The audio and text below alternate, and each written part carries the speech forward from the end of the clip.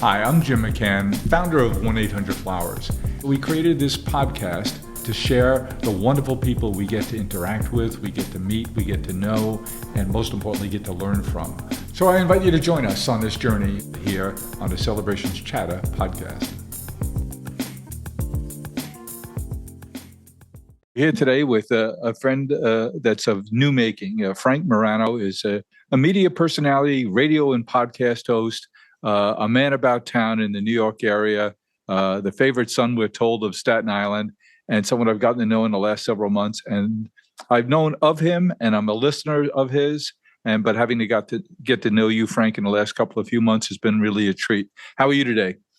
I'm doing great, Jim. It's been great to get to know you a bit as well. I've known of you for many years, and it's been a real treat to be able to have these conversations with you on the radio these last couple of months. And I have to tell you, I've always been impressed with your kind of innovative nature of doing business and things of that nature. But the thing that I've been really impressed by, and the thing that I've been inspired by, and a lot of our listeners have said the same thing, is this spirit of what I'll call relentless positivity that you seem to exude, which is absolutely contagious. After I talk to you, whether it's on the air or off, I always feel a little guilty if I ever am wallowing in, woe is me, I'm having such a bad day, because you've really helped me to kind of always find the silver lining in whatever kind of adversity you might be facing with on a day-to-day basis. It's nice of you to say, Frank, but the truth be told, because of the work I get to do here at Flowers and elsewhere, I get to work with some really talented, thoughtful people, especially a group that we call our Celebrations Connectivity Council. This started at the beginning of COVID, Frank, and we were struggling to say, how are we going to communicate with our customers when COVID first broke out? And a young lady I worked with who preceded Lisa, who you know is my producer, but moving on to run bigger and better things here at Flowers, she suggested, well, Jim, why don't you just write a letter telling people what's going on, how we're responding to this, and just put it out there. And so we did that in March of 20. And along the way, I just picked up a collection of really, really thoughtful people, all of whom happen to be really well-known and talented psychologist. And I'll give you an example. There's a fellow by the name of Dr. George Everly. And Dr. George is a brilliant man. And up until September of last year, was a COVID buddy of mine. What I mean by that is we'd never met in person, but we genuinely became good friends, which I didn't think you really could do, but we did. And he's a professor at Johns Hopkins down in Baltimore. He's at the Bloomberg School of Public Health. He's taught at Harvard. He's a fascinating story. But I wrote him a fan letter. Back in the spring of 20, he wrote a terrific piece in Psychology Today that had a big impact on me. And I wrote to him saying, I thought it was fantastic, and I hope that someday we have occasion to chat. And he wrote back, he said, well, I'd love to chat with you. I'm not sure why you want to chat with me. And that's how it began. So he's a terrific guy I get to interact with all the time.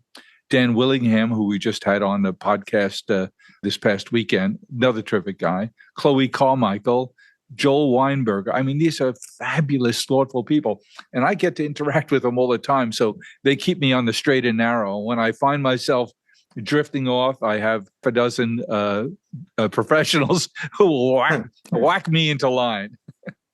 Well, that's wonderful. I mean, I'm listening to such an illustrious list of podcast guests, including George Everly and everybody else. And I'm thinking, it's like that old Sesame Street routine. Which one of these doesn't belong here? And it's me. I feel a bit out of place. But thanks for having me. It's great to be on. So I'm a fan of yours. I like so much what you do.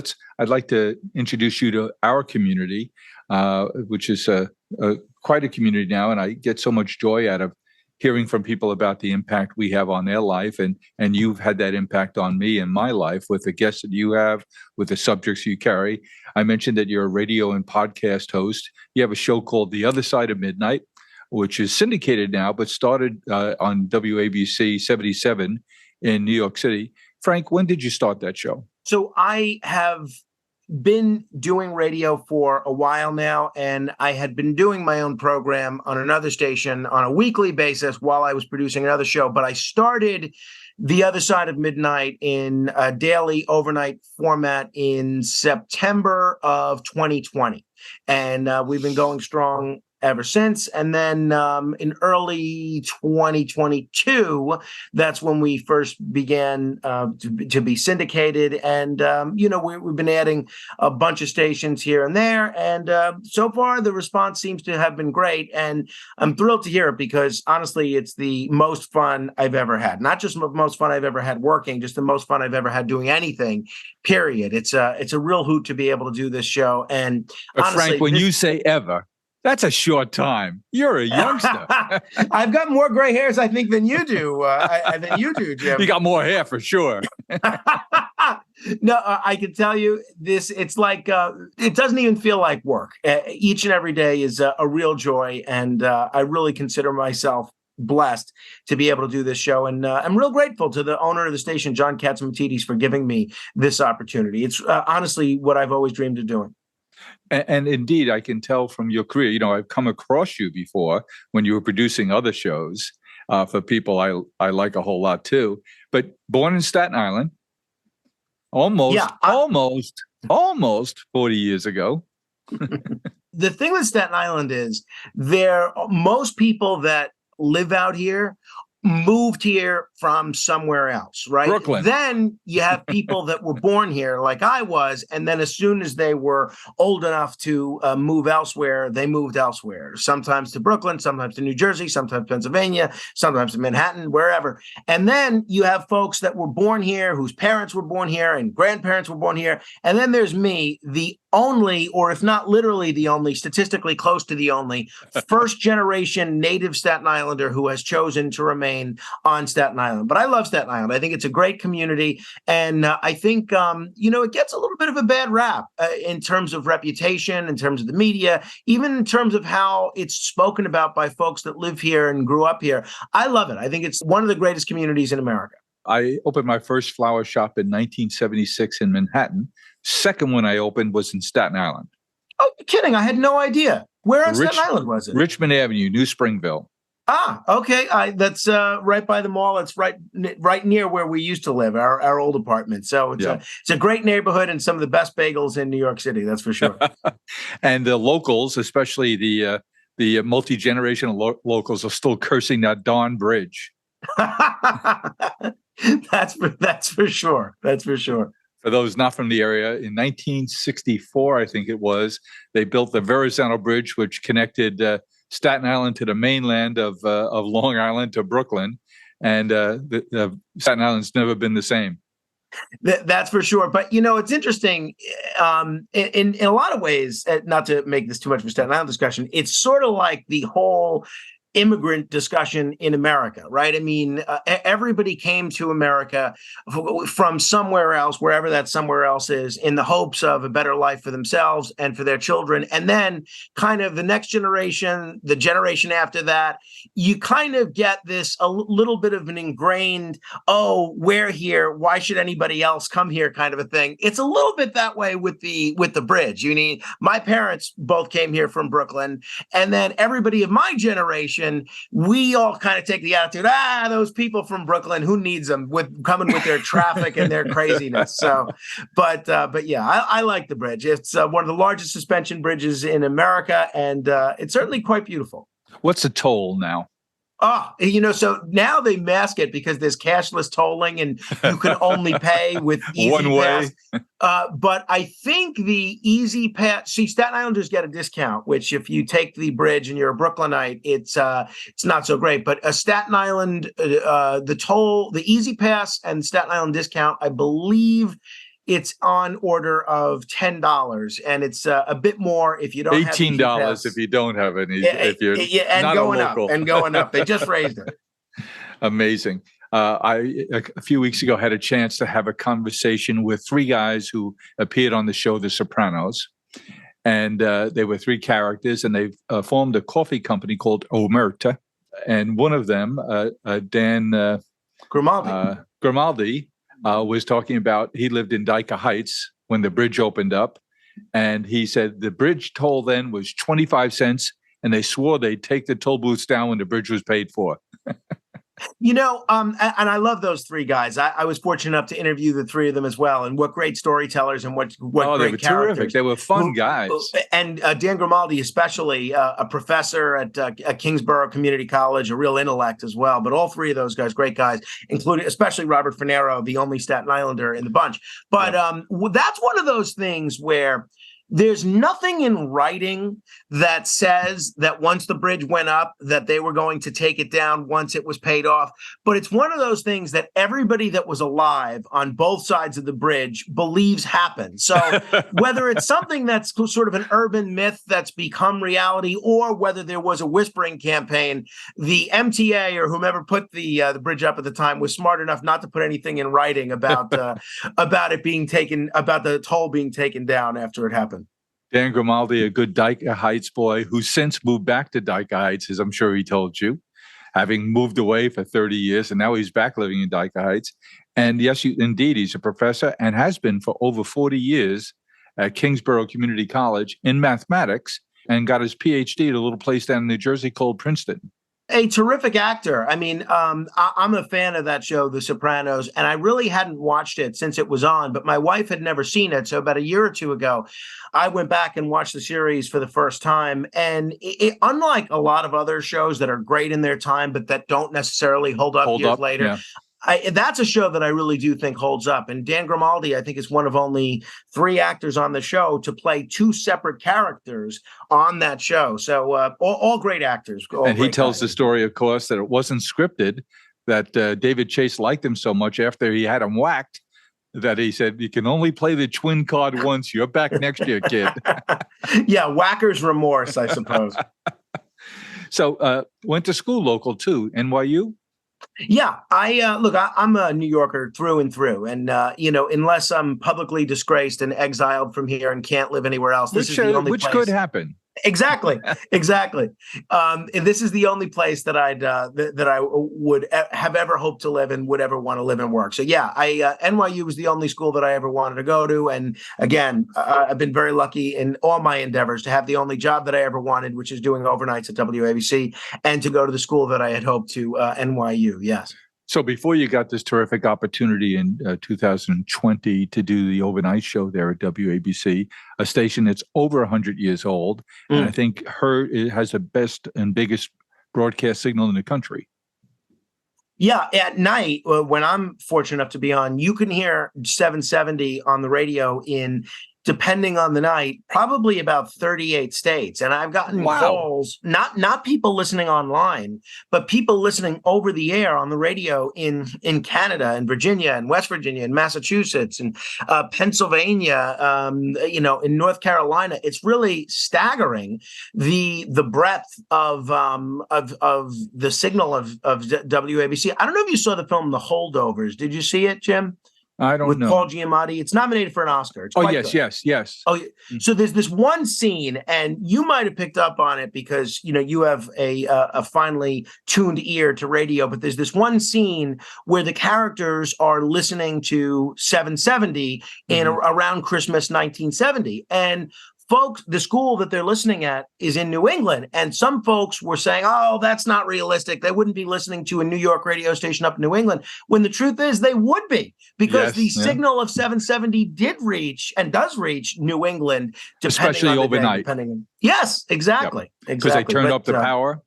It's a little complicated, but there are some stations that are just daytimers, and they have to power down at night, and 770 at WABC doesn't have to. So because other stations that are close to it on the frequency do have to power down, we have sort of an uninterrupted signal on that frequency from here to New Mexico at night. So in your radio career, your broadcast career since NYU, you did a lot of production?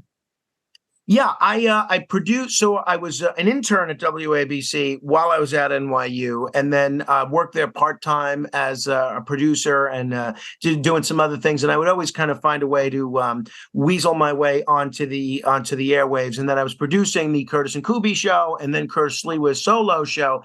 And then when Curtis left WABC in 2009 and went to another radio station, 970, I had an offer to stay at 770, but I felt a great deal of loyalty to Curtis because he had kind of shown me the ropes in terms of radio. So I went with him to 970 and produced that show for about 4 years. And that's where I had the opportunity to first start doing my own show at the prime time hour of Monday mornings from 2 a.m. to 4 a.m., which was a lot of fun. A killer time slot. Exactly. It's a killer on the person doing it, maybe even on the person listening.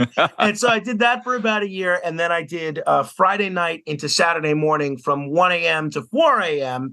And my thinking was, okay, at a time when maybe more people are awake and getting more airtime. And then for the last few years that I was there, I was doing Sunday mornings from 4 a.m. to 8:30, which was, I think I did that for about 5 or 6 years. And then I was also, after Curtis went back to 770, I stayed at 970. In addition to doing my show, I was producing the Joe Piscopo show. I produced John Gambling's show when he came back to 970, yep. And John Katzimatidis' show, which was a great partnership and gave John and I an opportunity to know one another as radio people a bit more.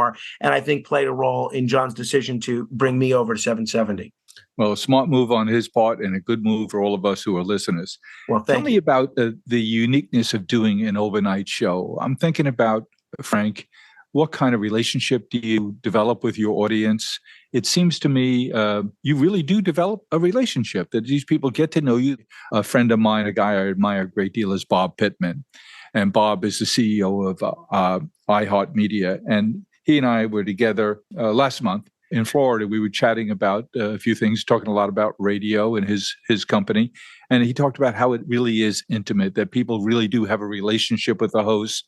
He said, everyone thought streaming would put us out of business because it wasn't interrupted by personalities and hosts and things. But it turns out people really want that. And they want that feeling of shared listening, of shared community. Tell me about your audience and how it's been developing over these almost certainly 3.5 years you've been doing it. So I think there's a few things that make radio unique, and then there's a few things that make overnight radio even more unique. Now, when it comes to a radio, you said it. I mean, the key word is intimacy.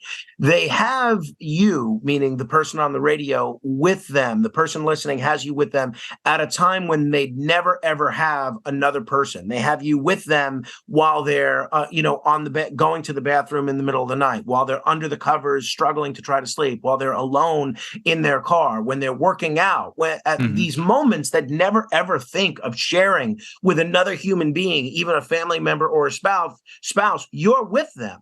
And because of that, you develop a relationship with them that's almost familial. And I feel that way even if I've never met them. And it's reflected in the kind of letters that I get, the kind of emails that I get, the kind of phone calls that I get.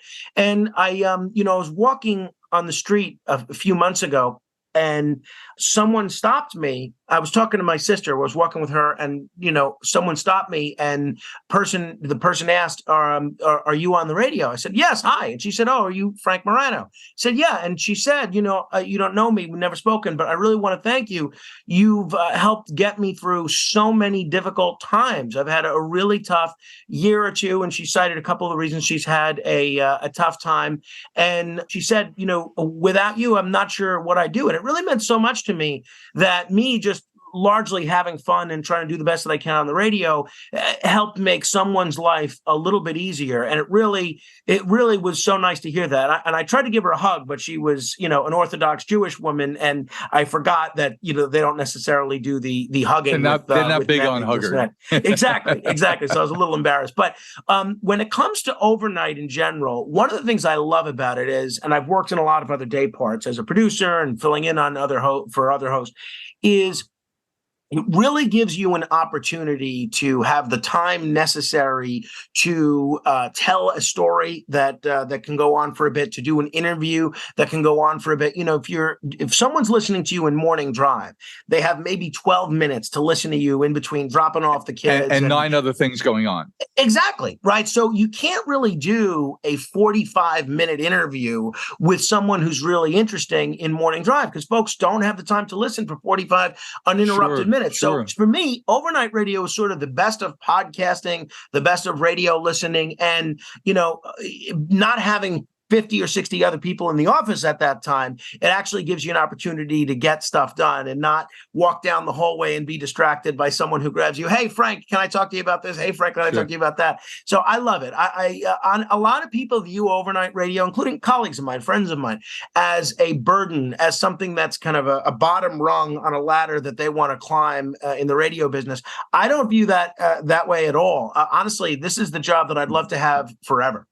So, but it does have consequences in terms of your social life, your family life, your body clock, how you have relationships with friends. Talk to me about how you think through those things. You already said you love it and you want to do this forever, but how do you think about and how have you handled consequences? Well, look, it is a challenge. I'm not going to beat around the bush. I'm very lucky to have a wife, my wife, Rachel, who's incredibly supportive when it comes to everything that I have to do at night, which is very challenging. Is she a native of the island of Staten? No, I recruited her. She's one of your people. She's a Long Islander. And okay. It's very difficult on her because if our son Carmine, who's 2 years old, is sick at night or needs some attention during the night, there's no switching. There's no, I'll take today, you take tomorrow. It's all her during the day. And she's also very patient. Because you do the show in the studio. Right, exactly. But she's also very patient. The studio is not in your home. No, it's not. No, I go into Midtown, but that is one of the other benefits of nighttime commuting is whereas this would take me 2 hours during the day, I'm in to Midtown without speeding in about 45 minutes, which is nice. But look, I try to make my relationships, both familial and platonic, a priority, particularly on the weekends. And you try to, make time where you can to see the people that you need to see and to maintain relationships, however they get maintained through email communication, telephone communication, texting, and in person whenever you can. But honestly, but for having such a supportive wife, I couldn't do it. It's critically important. But let's turn to the part you touched on there, which is something I'm keenly interested in and have trying to learn a lot more about and have invested some time with our podcast to cover it, which is the importance for us as men to have adult male relationships. That is not just another couple or couples that you get out to dinner with once in a while, but guys you can call up and have a chat with. Guy you can say, hey, can you meet me for a beer after work? There's something I need to talk to you about. Or I got some good news, I got some bad news, and I want to share it with you. I think that's critically important. I think at these times of real challenges to our mental health, I think it's really, really critical. And it's different at different life stages. And you're a young guy, and especially with Carmine now 2 years old, it'll impact who your friends are. So yes, you're lucky enough to live where you grew up. So I'm sure you have a good community of male friends from growing up and going to school and all the things you've done socially there. But as Carmine starts school, that'll start to change your network of friends. As his activities go on, it begins to change as your career evolves and change. And especially with you working the overnight shift, that's going to impact who your friends are. How do you think about that? What do you do overtly to make sure you maintain a good, small, if not small, group of friends? It's such a good question. One, a lot of the people that I grew up with, as I mentioned earlier, and this is true of a lot of folks in Staten Island that grew up here in general, a lot of them moved away. So it's not as if necessarily all the They're folks still that I there, went to, high school and junior high school with or within a stone's throw. We're very fortunate to have great neighbors. And, I've been reading a lot, and this is a subject that we've explored on the radio a bit, about the decline of people having relationships with their neighbors. And I think that is so unfortunate. One, because I actually saw an article, a serious article that shows that people that have relationships with their neighbors are more likely to live. And it makes sense because if there's a natural disaster or some sort of unfortunate incident, your neighbors are the first group of folks that end up checking up on you. But I think it really provides such a built-in social fabric, social dynamic. If you find yourself with an unexpected 45 minutes free on a Friday afternoon or Saturday midday, you can kind of shout across the street to your neighbor, hey, do you want to come over for a cup of coffee? Do you want to grab a cigar? Do you want a glass of wine? Yep. And it's so important to have that built in. Other than that, with the overnight hours, one of the things that I've done is I've cultivated a list of people that are similarly nocturnal that I can call on the way home as I'm driving home, which not only makes sure I stay awake while I'm driving home, but it makes sure I'm stimulated and using that 45-minute to an hour car ride home productively. Yep. And in this case, to build relationships. But honestly, and this is one of the reasons that I so enjoy having you on my program, is because you spend a lot of time talking about this as well. I view my social network, and I use social network not in the Facebook or Twitter sense, but in the old school sense of the real word. sense. Yeah, I view it as my greatest asset, right? I don't think that I have no greater intellect than anybody. I would think, if you look at talents, I'm not much greater than anybody in terms of anything else. The one thing I do take a great deal of pride in is that I've spent a lifetime cultivating a whole lot of relationships and close relationships that take a lot of work, because when these folks are there for you, you need to be there for them. And sure does. That means driving them to the airport, attending a wake or a funeral, or just being there when they need to talk to somebody. But honestly, it's the source of, other than my family and the work that I'm doing on the radio, my greatest pride. I really am very proud of this group of friends that I've built over the years and put a lot of work into maintaining. Well, that comes across. And the fact that you want to have those relationships and you're willing to work at that comes across in everything you do. It's my sister's birthday. Go to 100flowers.com. They have tons of great birthday gifts. Wow. Wow. Wow. Happy birthday, baby. Wow. Yummy. I got to contain myself. 1-800-Flowers. Celebrate the people you love. Speaking of friends, you and I have a friend in common in Andrew Yang. And I just got to spend some time with him 2 weeks ago. Tell me about your political interests. You talk. I know you're very knowledgeable about the electoral process here in New York. You're kind of active in politics in your home borough. What do you think of the current political state of things, and in particular the work that you and Andrew are doing in terms of ballot access and electoral reform? Well, I'm very impressed with Andrew Yang. I was impressed with him in his presidential candidacy. He came across as, to me anyway, as smart, as honest, as reform-minded, as someone very forward-thinking, as someone that didn't want to just take cheap shots, but actually was a big thinker and caused me to think about ideas that, I'd never really thought about before. And then I loved his book when he wrote his book, and I love what he's doing now in terms of trying to build the Forward Party, because I really think America would be well served by additional alternatives to the two parties. And anybody, even if they're people that I don't necessarily agree with on the issues, anybody that's working to build more options for voters and more viable options has my admiration, because really it's a thankless job. It's a job that doesn't get you rich. It's a job that doesn't get you girls. It doesn't get you glamour. And yet Andrew Yang is in the trenches doing that every day. And I love that. As far as the political system, I almost think it's very Dickensian in that it's the best of times and the worst of times. It's the worst of times in a lot of respects because the plurality of Americans seem to not be relishing the prospect of a rematch between the two major candidates that were on the ballot in 2020. But I think it's the best of times in that there are all of these odd coalitions of people that are forming on different issues. there's this Supreme Court case now having to do with freedom of speech in which the NRA is allied with the ACLU on a free speech case. Who would have thunk it? Yeah, exactly. But this is kind of the era that we're living in, right?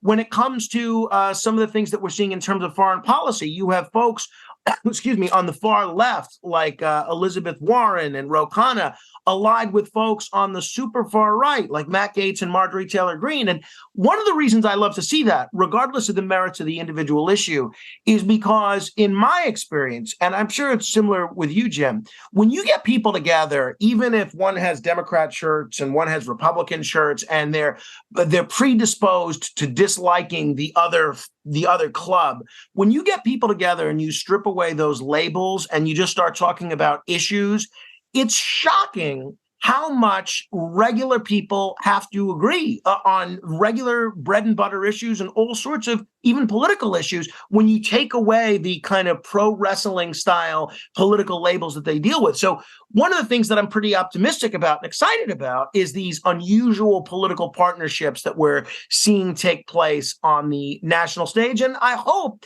that that translates into regular people recognizing that their neighbors are not enemies to be destroyed, but people that even if you only agree with them on 2 out of 10 issues, you work with them on those 2 issues towards your common goal. There's another friend of mine who, if you don't know, you should know. He's a terrific guy. He's the associate dean at the Yale School of Management. His name is Jeffrey Sonnenfeld. And he runs something called the Mayor's College, where he brings in mayors from smaller markets, mid-markets, not so small, actually, and brings 30 to 50 of them in at a time and does a whole training program. He runs that in conjunction with the Yale CEO Leadership Council. So he combines his speakers and his panels over a few-day session. And his line is, it's amazing. When mayors get elected, they tend to move very, very quickly to the center because they have to get things done. They have to be practical. They have to get consensus. They have to meet budgets. They have to get things passed, and they have to be centrist. And I think what you're saying is very much evidenced by what he finds with the mayors. You have to get things done. I'm familiar with Professor Sonnenfeld, and I'd love to get to know him, but that's so interesting. And just given my experience observing effective mayors in New York and not so effective mayors in New York, it's not at all a surprise to me to hear that observation, because, you find when the rubber meets the road and you need fires put out, garbage picked up, and the snow plowed, that in a hurry, a lot of those ideological wishes kind of get put on the side. And I just wish that was a mentality that was present, not only at more levels of government, but more levels of the populace, because I think that's really the most important thing here, right? I mean, I cringe when I hear, say, Republicans rooting against a Democratic president or Democrats rooting against a Republican president, rooting for that person to fail, because all I'm thinking is, well, if he fails, we all fail. You should want him to do the best job possible, because we've got to live in this country. Absolutely. Or this community, whatever the community is. Which stands to reason there's a current fight in New York City going on that I know you've opined about a few times, which is the legislation that a police officer has to record each and every contact they have with the public, which should be nothing but an unmitigated disaster. And Mayor Adams has to veto that. The question is, will his veto get overridden here? What's your thoughts on that? Again, I have followed that pretty closely, and I agree with the mayor for most of the reasons stated. Well, first of all, in terms of traffic stops, as you saw with the recent incident involving the stopping of Councilmember Yusef Salaam, a lot of these stops are already recorded. And if we're going to actually make police officers, take a transcript of every innocuous encounter they have with a passerby on the street, one, I'm concerned that this would have them bogged down in paperwork ad infinitum, but I'm also concerned that it would diminish the level of interaction, positive interaction, between police and community. And, I'm not a law enforcement expert by a long stretch. But you are a behaviorist. And what behavior would that incent, and what would it disturb? I think it would disincentivize just talking to anybody, right? Yes. And that's what we want to encourage more of. So I was glad the mayor vetoed it. Unfortunately, it's looking like the city council is going to override it. The other area, and I'm not a lock them up, throw away the key type of person. I'm all for various aspects of criminal justice reform. And I thought what President Trump did with the First Step Act was one of his greatest accomplishments. But what they did in terms of criminalizing solitary confinement, I really think that takes away such a potent tool from New York City corrections officers in terms of discipline, because as almost every correction officer who's been at Rikers or the Tombs will tell you, is most of the inmates at these places, they're not problem inmates. There's only a handful that create a problem for everybody. And to deny them the opportunity to isolate them, I think is inviting a problem, not just for correction officers in terms of violence and who knows whatever else, but in terms of the other inmates. So I think that was a big mistake. And, the mayor, to his credit, invited the council members to go on a ride along with him so that they could see the job that the police officers have. I thought that was a great idea. I wish he would take that a step further and also invite them each to spend a day at Rikers and observe what the correction officers go through and see what it would be like if they didn't have that tool of punitive segregation.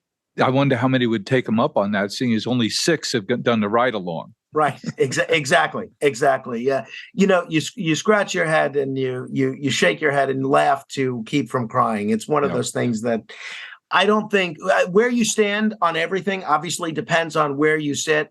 But I think if more people got to see New York through the eyes of a police officer or a correction officer, it would alter the way that they legislate, at least in the city council. Let's take a look at another side of your industry, the whole media industry. Certainly, you're in a part that's changed a lot in the almost 20 years that you've been involved in it, and continues to change. And I'm not quite sure where the broadcast part of the industry goes. And there was a threat this year that John Katamasides responded to quite effectively in an organized way. That is, automakers were going to eliminate AM radio in automobiles that they manufactured. And that seems to have been beaten back because that would have been devastating for a whole lot of us who enjoy and appreciate AM radio. And AM radio is primarily talk radio and sports radio. And I know you're a sports fan of the first order. You have the bad judgment, as I do, to be a Mets fan. And a publication you've consumed a good part of your life is on the verge of going away in Sports Illustrated. What's going on there? Well, so in terms of AM radio, I was just reading an article about this, and this is another one of those areas, as we were just discussing, you've seen unusual partnerships where you have liberal Democratic senators like Ed Markey partnering with conservative Republican senators like Ted Cruz to try to beat back what the auto manufacturers are trying to do when taking AM radio out of cars. Now, for starters, let's look at why they're claiming AM radio needs to be removed from cars. Tesla and other digital auto manufacturers or electric auto manufacturers, they're claiming that the battery leads to some sort of interference that makes AM radio more difficult. But the early models of Tesla all had AM radio with no problem. So it tells me that there's something. What's the motivation there? I don't know, but it's something else. I think it might be a function of the auto manufacturers. They want to sell things you have to subscribe to. I think that's a big part of it. And I think they're getting paid by the satellite radio companies to give people this subscription, at least a limited time offer for the subscription for satellite radio in the cars, and the folks that are responsible for things like Spotify and these other streaming entertainment services. And I think, if the choice is, do we not get paid by AM radio station owners, and we do get paid by the satellite radio companies and the streaming companies, what are we going to push folks to? And I think that's a part of it. But it's so much more than just wanting to get news content, talk content, and sports content. AM radio is really such a vital lifeline in the event of a national emergency. I was on the air in the aftermath of Hurricane Sandy when everybody was without power in our area. And a lot of folks didn't have television. They weren't able to get their phones working. They weren't able to have cable. And we stayed on the air day and night with a generator that we all had to take turns going out to the parking lot to pour gasoline in. Yep. And so many folks wrote to me in the aftermath of that and said, this was the first time I'd listened to AM radio in literally years, but thank God you were there, because but for your broadcast, we would have no idea what was happening, of either what the weather was, when the power was going to come back on, who to reach out to in terms of needing help for certain things, where to get gasoline at the few gas stations that were open. And I just shudder to think at what happens when there's a next natural disaster, which inevitably there always will be, and people don't have AM radio to rely upon, and the only thing that they're able to rely upon is an internet connection when their internet is down. So Yep. I think it's a vital public service, and hats off to not only John Catsimatidis, but people on both sides of the aisle that are working hard to preserve this in cars. And Sports Illustrated? Oh, so Sports Illustrated, that's a trickier proposition. I think some of the damage some of the pain that they've experienced recently is partially self-inflicted, with trying to pass off AI-generated articles as actually written by people. That was an embarrassing moment. I don't know where they go. I had Carol Alt on the radio recently, who'd been on the cover of Sports Illustrated multiple times, the swimsuit edition, and she thinks that there's something unique about the swimsuit edition that will enable it to survive. Sports Illustrated as a magazine, I haven't looked at it. I'll have to research that. Yeah, I think you will have to the benefit of your audience. But I think Sports Illustrated as a brand is really still something that resonates with a lot of people. And it's something that I think can survive. I think it's going to have to be reimagined, kind of like the way, you talked about Bob Pittman and what he's done at iHeart. Really what he's done with a lot of his stations is maintain the best of old school radio tactics and what old school radio does, combining it with things like the iHeart app and all sorts of things that make the content that they were already producing accessible to a digital audience. I'm not sure Sports Illustrated has done that to the extent that they need to, but on that one, I don't know. I don't know what the future holds for them and for that model in general. And the lady that I'm a fan of that runs Cumulus, who used to own WABC, doing great things in terms of content and different kinds of very creative programming with their nationally syndicated programming arm at Westwood One. So you see good innovation, creating listeners, creating followers. And I think they're doing what you're doing on a local and now national scale at WABC. That's where you see the success. And you're right, Sports Illustrated just hasn't done that. But you're right. I think Carol is correct that that's a unique proposition, and that will have an owner someday, some way. But it seems very dark at the moment for them. We'll see what happens. I'm wishing everybody the best. The more media outlets there are, the more places that there are for folks to work, which I'm all for. Tell me, Frank, we talked about Andrew Yang. We talked about some of the things that are going on in law enforcement. I, of course, went to school in Manhattan, too. You were downtown. I was midtown, of course. And I went to John Jay College of Criminal Justice. People don't realize that Manhattan, New York City, is a college town. The number of colleges, the number of universities, downtown NYU, fantastic school. My middle child, my oldest son, James, graduated from NYU, Columbia Uptown, John Jay, all the city universities. It's just an enormous, enormous community of colleges and students. Yeah, that's a great observation. Yeah, whether it's Hunter, whether it's Columbia, whether it's New York Law School, whether it's Borough of Manhattan Community College, you're right. And now you have a Cornell Tech campus out on Roosevelt Island and all of Bloomberg's efforts there. And I think it's part of what gives Manhattan its really special energy, right? Because when you go to a college town, there's an energy that the young people bring with them. And Manhattan, because there are so many colleges, it's like that all the time. And I think it's one of the reasons it was such a shame for all these communities, but even New York, during the lockdowns in the aftermath of the COVID pandemic, to have everybody pursue this schooling from home and Zoom university kind of thing. Because in addition to, I think, depriving the college students of the totality of a college experience, it really was a kick in the gut to a lot of these communities that rely on these college students not only to patronize the local restaurants and shops and cultural institutions, but to give that kind of buzz, that kind of energy on the street that these communities rely on. And I'm glad that for the most part, things seem to be back to normal. It'll never be the same normal, though. The toothpaste never goes completely back in a tube. And you're seeing differences. I just worry. There's a lady by the name of Sarah Feinberg, who's a friend of ours, and I just admire her a great deal. And she was the interim president of the MTA for a couple of years under Andrew Cuomo when COVID struck. And I remember early on asking Sarah, I said, Sarah, if we don't go back to the office 5 days a week for the 20% of us, by the way, not 100%, but for the 20% of us who can work in an office and don't need to go to work like our FedEx drivers do every day and our logistics people who do have to go to work. I said, what'll be the impact on the MTA budget if, say, we only went back 4 days a week? And she said that would be a $7 billion kick in the head.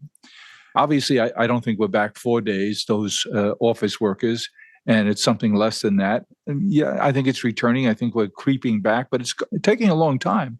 And I wonder, can we assume that our MTA can run on a fare-based system? Certainly the fares have gone up, but you know and I know that a big percentage of the population aren't paying their fares, and doesn't seem much people can do about it.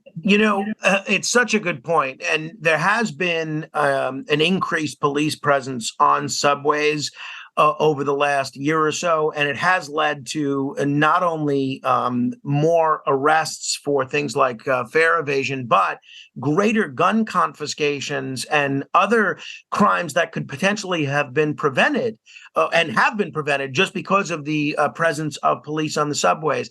And I take mass transit pretty regularly. But when it comes to fare evasion, this is one of the most short-sighted things that not only local prosecutors, but the police department, particularly in the previous administration, have undergone in terms of overlooking. And I understand where they're coming from. You don't want to give someone a criminal record because they don't have the $2 and change to hop on the subway. I get that.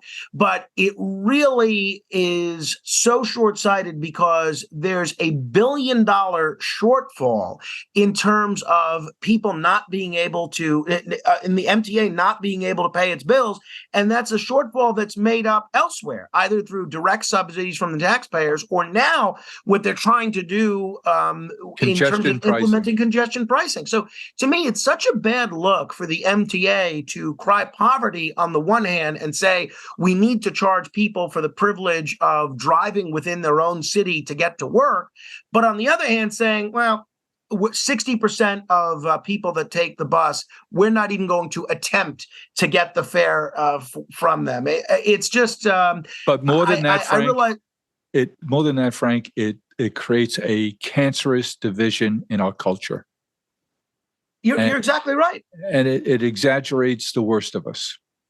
No doubt about it. And on a much more serious aspect, it allows people that have committed other crimes to continue to terrorize strap hangers. And that is the just awful, right? I mean, so that is one thing that I really do wish local law enforcement and the MTA and some local prosecutors would make more of an effort to crack down upon, because there's people like Commissioner Bill Bratton, who's worked for both Democrats and Republicans, and I think is an independent himself, have said fare evasion is one of those crimes that may seem insignificant, but it leads to so many other crimes.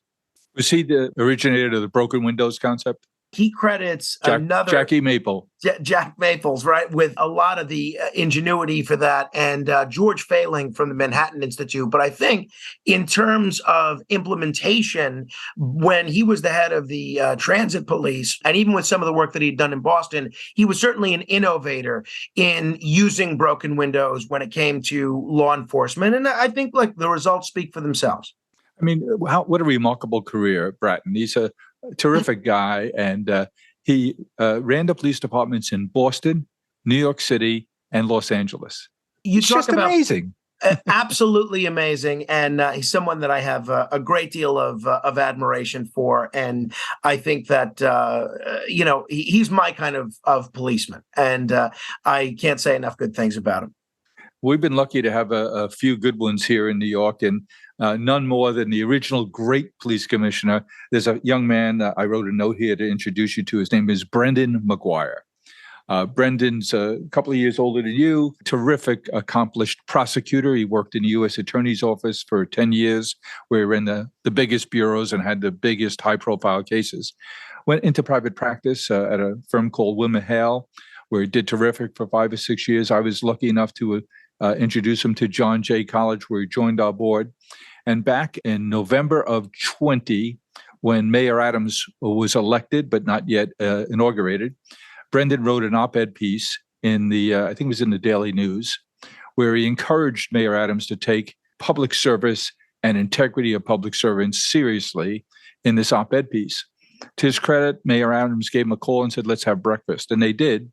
And after several meetings, he asked Brendan to join him as effectively his chief counsel. And so Brendan did that for 2 years and just left in September or so to return to private practice. But he has a vision that WilmerHale, with the influence they have, can be a really big and important voice in helping, in particular, cities but governments in general, think about how to handle big, thorny, difficult issues. And you two are such kindred spirits. I look forward to introducing you. But his dad was the longest serving police commissioner. Right. Robert McGuire, right? Robert McGuire, who's a friend of mine. And he served under Ed Koch. And I think he was the first of the modern era of really thoughtful, reformed, effective police commissioners. I'm familiar with the public service career of both McGuires, and I'd love to get to know, the younger McGuire. Brendan. And I read that op-ed 3 years ago in the Daily News, and I thought he was right on the money. And I'm glad, kind of gives me faith that Eric Adams is surrounding himself with people like that. I give Mike Bloomberg a lot of credit for bringing Robert McGuire back, I think as either DOI commissioner or maybe on the Charter Revision Commission, or maybe both, because you talk about a family that not only has a great deal of intellect about how law enforcement works and city government works, but a great deal of passion for public service. And I am a McGuire fan through and through. And there's a third McGuire who started that, who is a detective in New York City, in the Bronx, in the Throgs Neck section, Robert McGuire's father, so Brendan's grandfather, who was the first officer in the Marine unit for the NYPD. Wow. And his first job was, if you're going to be in the Marine unit, you have to build our boat. And he did that. They're up there at City Island, and he built the first police boat, which he then was the first officer in. That's great. I didn't know that. That's wild. So speaking of great public servants and great people of local and national influence, tell me about your conversations with RFK Jr. Well, I really am impressed with Robert Kennedy Jr. I have to tell you, I try not to do this, but I try never to prejudge people based on what I've heard about them. But he is someone that, based on their portrayal of them in the media, that I always thought was a little bit of a nut, that I always thought was an anti-vaxxer and was part of the problem and was leading to things like, an uptick in measles and sowing disinformation. And it took me not long at all in talking with him and asking him very tough questions. And, I'm not rude to anybody, but very challenging questions about the vaccine issue and other things, that I came to the conclusion that wasn't the case at all. And when he first started running for president, I asked, I said, there's a lot of things about you that I really like, but you've become so associated with this anti-vaccine issue.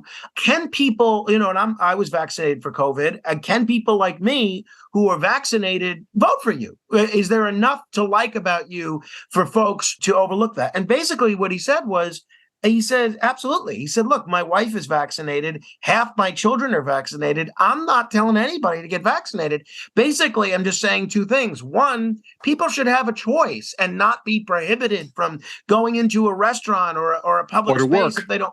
No, right, exactly. If they don't want to get vaccinated or if they want to make a different choice. And I'm also saying that vaccines should have to go through the same sort of clinical trials and safety precautions that every other medication should have. And you know what? Honestly, I found it pretty difficult to argue with. So I've been really impressed with him. Even in areas where we disagree, I find him really honest, a real crusader for things like free speech and issues that I care about. And I find him kind of like Andrew Yang, another guy that doesn't seem to be bogged down with trying to play the political game of go along to get along or trashing someone if it means an easy headline. He seems like a big thinker, a very serious guy. And, I don't know what's going to happen with his presidential candidacy, but I'm glad that he's running because I think he's raising a lot of issues that would have otherwise been ignored but for his candidacy. I had the exact same impression of him as a result of the media that I consume. And I had the same transformation about giving him a fair listen, frankly, as a result of the work that you've done with him, sharing your conversations with us. It's amazing. I had the exact same impression and have now done a little redo in terms of how I think RFK Jr. And I use that just as a reminder to me not to prejudge people based on the impression that the media cultivates of them, because so often it's inaccurate. I've covered a lot of trials over the years, criminal trials mostly, but a couple of civil trials. And it wouldn't be unusual for me to sit in court all day long and then read the articles about what had transpired in court that day. Sure. And then think I was at a different trial than the one that I'd been to. Not only in terms of getting the facts, having them different from what I remember and from what my notes showed, but the fact that they're focusing on things that I didn't even think were important and highlighting things that I thought were totally out of left field. It just goes to show you that, again, where you stand depends on where you sit, and you should make an effort not to prejudge based on what the media tells you, including me. Exactly. And that's what I find so refreshing about your show. You're willing to be challenged. You want to be challenged. You provoke your community of audience to disagree with you. It's fun to listen to. And it's been a treat to get to listen to you and talk to you today. Frank, you're a wonderful guy. You're thoughtful about so many things. It's been a treat for me to get to know you. When you got this job here, I've been a fan of talk radio, particularly late night and overnight talk radio my whole life.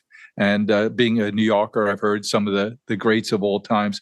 And they're going to talk about you in that same breath of the greats of all the time with what you've accomplished in your short and young career. But I can't wait to see you continue to develop and prosper and be an enlightened voice for all of us to make it interesting, to make it fun, and to challenge how we think about things. And I think you're going to do a lot more of that in your career. And I think we're all in my little community here going to be proud to say we knew you earlier on, and we've gotten to know you better and better over the years. Well, Jim, thank you. I've really enjoyed this conversation. I'm grateful to you for having me on, and I'm incredibly appreciative of your willingness to come on the radio with me. I've enjoyed getting to know you a bit. I look forward to continuing to further our conversation. And as someone that knows great radio talent and has clearly very refined and sophisticated tastes, I thank you for your appreciation of my program and your nice words. Thank you. All right. Go hang out with Rachel and Carmine before you have to make the trek. I'll do that. Thank you, Jim. Take care. Thanks, buddy. We put our heart into everything we do. We are farmers, bakers, florists, and makers who grow and create with a passion. Made with love at every step of the way. Because at the end of the day, we know you're sending more than a gift. 1-800-Flowers, share with love. Well, I hope you enjoyed what you heard, and I know I'll be sharing it forward. I hope you get to as well. Let's keep the conversation going. Follow me along on Twitter at Jim1800Flowers and on LinkedIn at Jim McCann. Hope to talk to you soon.